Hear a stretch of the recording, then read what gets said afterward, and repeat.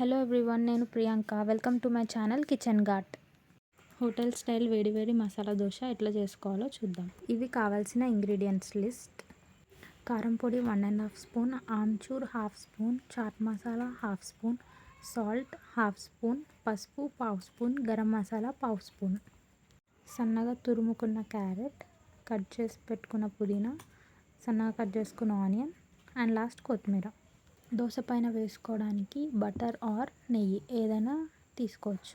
1/4 cup అంటే పావు cup upma రవ్వ. ఇది మెజరింగ్ కప్స్ తోటి 1/4 కప్ ఉప్మా రవ్వ. సేమ్ అదే కప్తోని 6 కప్స్ ఆఫ్ వాటర్. ఇప్పుడు ఈ వాటర్లో ఈ మసాలాస్ అన్నీ వేసుకొని వాటర్ మసల పెట్టుకోవాలి.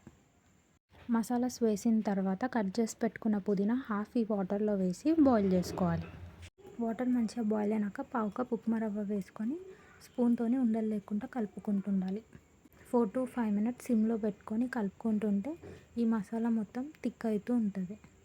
ఈ కన్సిస్టెన్సీలోకి వచ్చిన తర్వాత స్టవ్ ఆఫ్ చేసేసి పక్కన పెట్టేసుకోవాలి. నెక్స్ట్ దోశ పెంక పెట్టుకొని నూనె ఆర్ నెయ్యి వేసుకొని పెంక మొత్తం స్ప్రెడ్ చేసేసుకోవాలి. పెంక మంచిగా హీట్ అయిన తర్వాత కొంచెం వాటర్ స్ప్రింకిల్ చేస్తే ఆయిల్ నీట్గా స్ప్రెడ్ అయిపోతుంది. పెంక హీట్ అయిపోయిన తర్వాత దోశ వేసేసుకోవాలి. ఇందాక రెడీ చేసి పెట్టుకున్న మసాలాని ఈ దోశ మీద ఒక స్పూన్ వేసుకొని స్ప్రెడ్ చేసుకోవాలి. దీంట్లోనే నెయ్యి ఆర్ బటర్ వేసేసుకొని మొత్తం దోశ అంతా స్ప్రెడ్ చేసేసేయాలి. మసాలా మొత్తం స్ప్రెడ్ చేసేసినాక సన్నగా కట్ చేసుకున్న పుదీనా, క్యారెట్, కొత్తిమీర, ఆనియన్స్ ఈ దోశ పైన వేసేసుకోవాలి. ఈ దోశని ఒక్క సైడే కాల్చుకోవాలి, ఎందుకంటే మసాలా ఉంటుంది కాబట్టి.